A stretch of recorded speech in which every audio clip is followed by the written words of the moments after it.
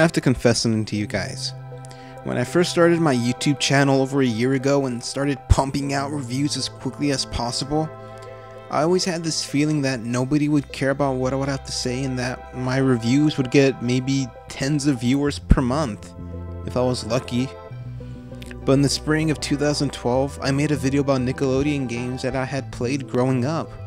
The review was nothing special and the production values were mediocre at best. And by the time I finished it, I didn't think anyone would watch it, besides my friends. But oh, was I wrong. Little did I know that that one video was going to get me over 4,000 views in less than a year.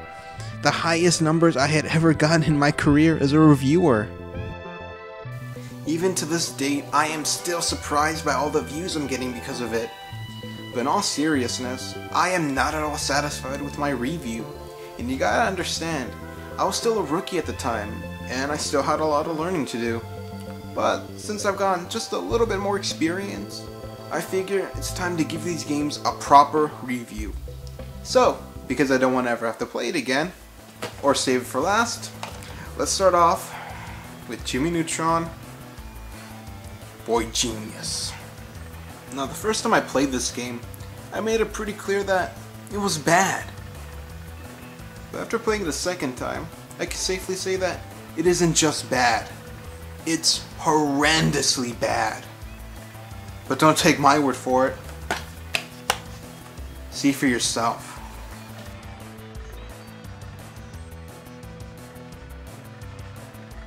Alright, so the game starts up with a demo of the game mixed in with some scenes from the movie. It looks okay, but it's nothing special. So you begin the game at Retroland and your goal is to go through each of the rides and collect a prize at the end. That's it. All I can say so far is that the game looks like shit. This looks like an early PlayStation or N64 title.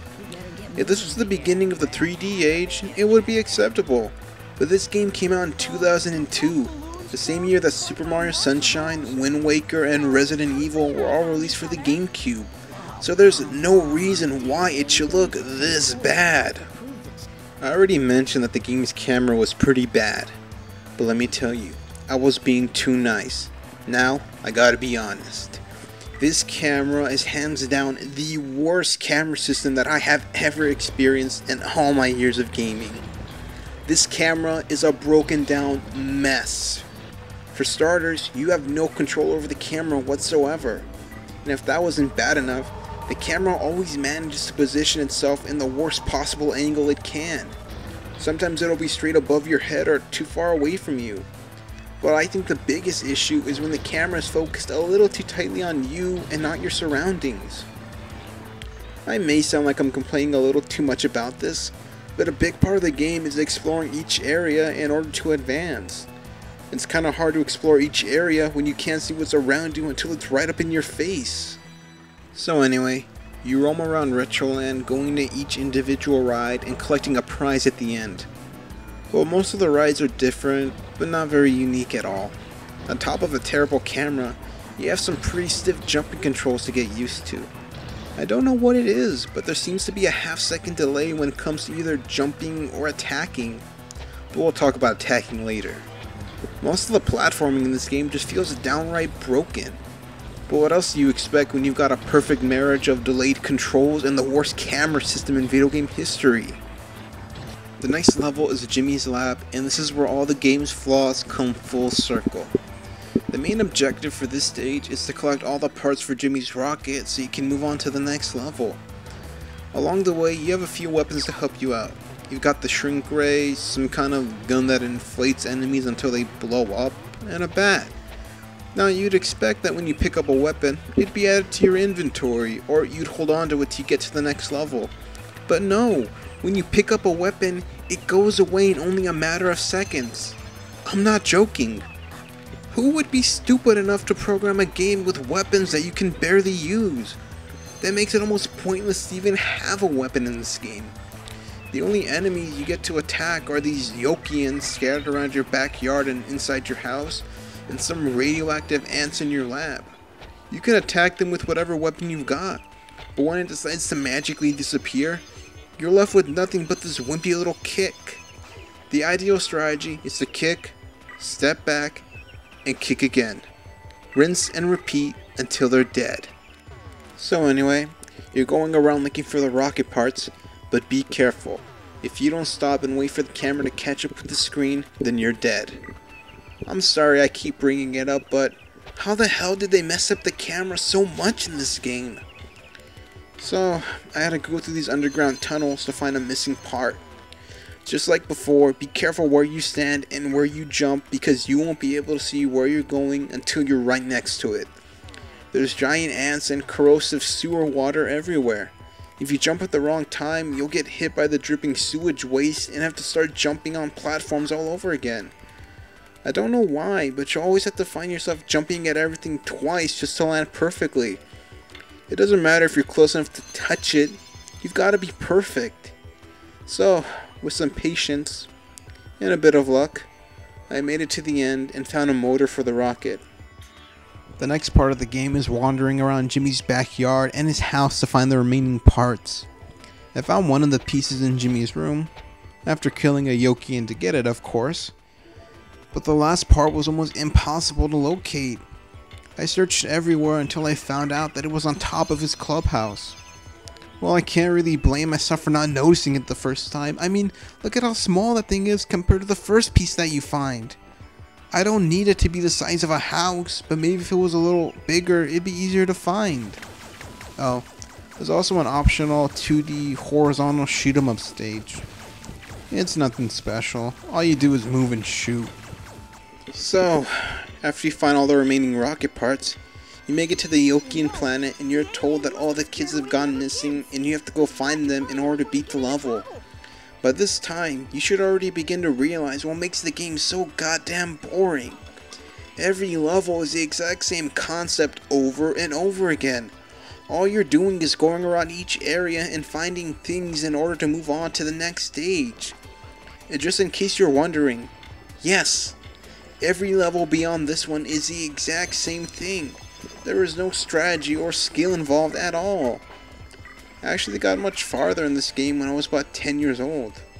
Yeah, this is one of those games that my dad bought for me when I was a kid. At the time, I thought it was pretty decent. I didn't judge games too harshly when I was a kid, and I didn't have any reason to. My dad always bought me great games like Smash Bros. Melee, Wind Waker, Smashing Drive, and Super Mario Sunshine. Really awesome GameCube games. And I had no reason to hate this game. It was a gift, and I didn't have any money to buy my own games. Anyway, your goal is to find all the kids, but you have no idea where to go, and not being able to see where you're going doesn't help. You can get Goddard to help you out with some of the jumps in this stage. He transforms himself into a pogo stick. Now that's a little bit better, right? Well, guess what? Goddard doesn't want to help you out either. He'll help you out for a few seconds, and then he'll go away. Now, let me ask a very legitimate question. What's the point of including things like weapons or even Goddard if you can barely use them at all? It makes it almost pointless to even have them here. Well, I managed to find two of the kids. Next, a giant worm breaks through a wall and you have to kill it in order to get through. No, it's not a boss or even a mini-boss. It's just an obstruction. All you have to do is chuck giant space cockroaches down his throat until he explodes. After that, I tried to find the other kids, but I couldn't figure out where to go. I found myself walking back and forth between areas I've already been to for about a half hour, and I still don't know where to go. Ugh, the hell with this. Now I can keep going, but like I said already, I was able to get much further when I was a kid, and from what I can tell you, every level afterwards is the exact same shit. You just go around finding items or people and going back to where you started from. No boss fights, no puzzles, no strategy, no nothing. If you want to see the rest of the game, then you can play it for yourself. But as for me, I'm pulling the plug right here. And that, my fellow viewers, is Jimmy Neutron, Boy Genius on the GameCube. And oh boy, is it bad. It's games like these that give movie license games the horrible reputation they've always had. Now don't get me wrong, there are plenty of great movie tie-in games out there, like Aladdin, Spider-Man 2, Batman Returns, X-Men Origins, Wolverine, any of the Super Star Wars games. and a lot more that are actually worth your time. But this is just a crowning achievement in terrible game design, with stiff controls, useless weapons, repetitive gameplay, and the worst camera system in video game history. Just do yourself a favor and stay away from this disaster. Well, now that I've got that piece of shit off my hands, let's play some Battle for Bikini Bottom. I already talked about this game in my previous video, but I feel I can go just a little bit more in depth this time. If you've seen my last video, or have played the game at all, then you already know the story. But if you haven't, I'll give you a quick little rundown. The story is that Plankton has built a robotic army, not to take over the world, not to enslave the people of Bikini Bottom, but to steal the Krabby Patty formula. I said it once and I'll say it again.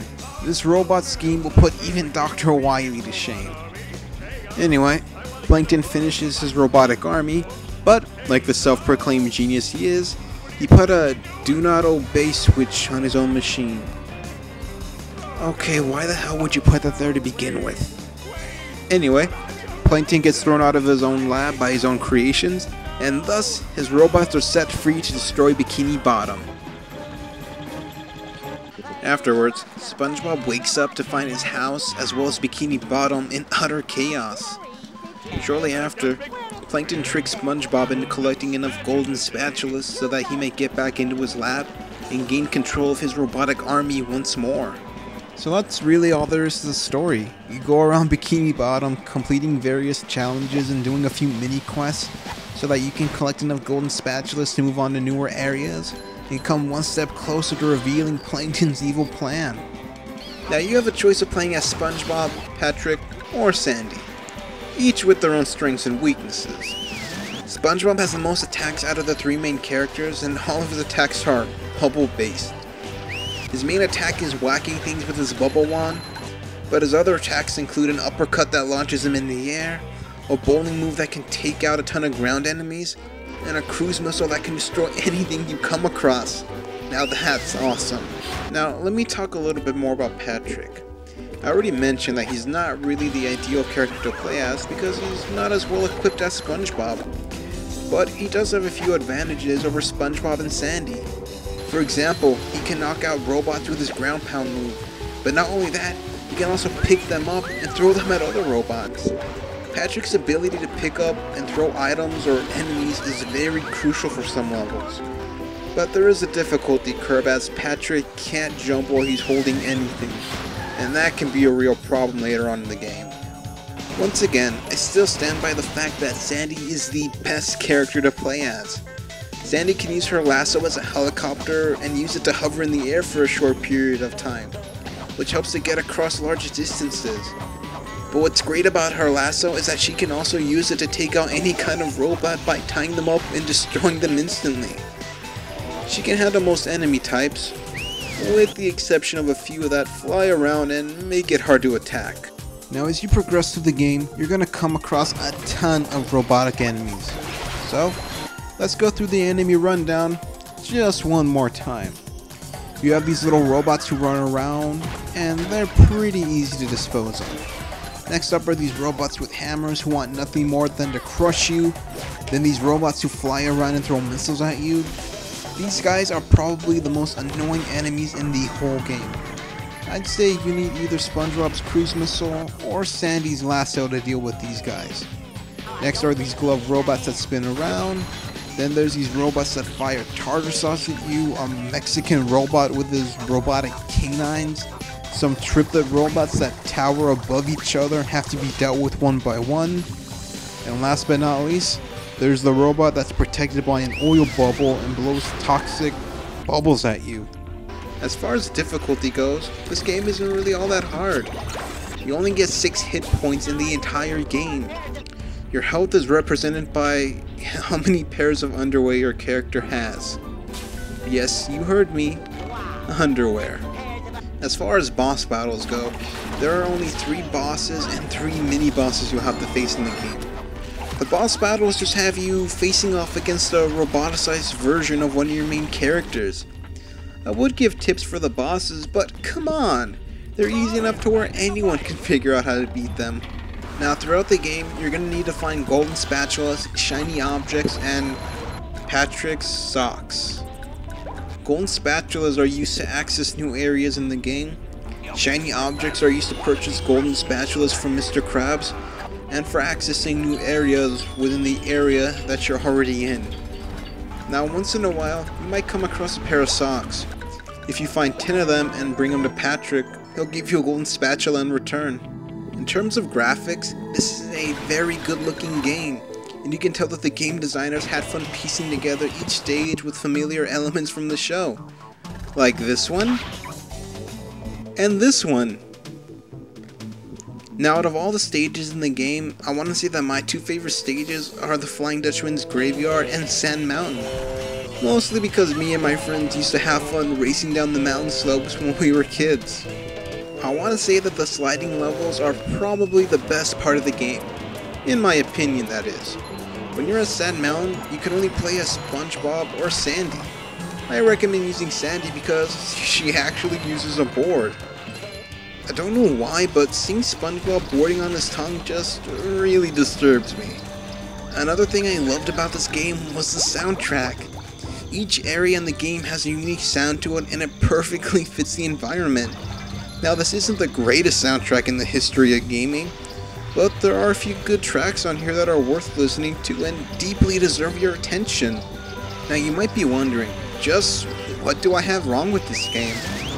Well, like I said before, the jumping in the later levels can be pretty annoying as you're forced to jump out as far as you can get and then jump again just to ensure that you'll land safely. That and a few of the segments in Rock Bottom just feel downright cheap. Like when you're put up against the sleepwalking robots that you have to get super close to in order to destroy, and when you have to roll into a ball and make it to your destination in a very short time period. Aside from that, everything else is great and I fail to find any other issues with this game. In conclusion, I still highly recommend this game to any gamer who wants to play something that's fun, has a pretty fair challenge to it, and has tons of replay value. In other words, if you find it online or at a gaming store or at a pawn shop for a decent price, do yourself a huge favor and pick it up. It's really worth playing. And with that, I think I'll end things right here. Thanks for joining me at another look back at my childhood. Again. So, what's next you might be asking? Well, like I said already, there are tons of Nick games to take a look at. Like SpongeBob Revenge of the Flying Dutchman, Jimmy Neutron Rescue Jet Fusion, Attack of the Twonkies, Attack in the Power of Juju, and a lot of other games I played when I was younger. So, maybe we'll get to those next time. Anyway, thanks for watching, and I'll see you in the next year.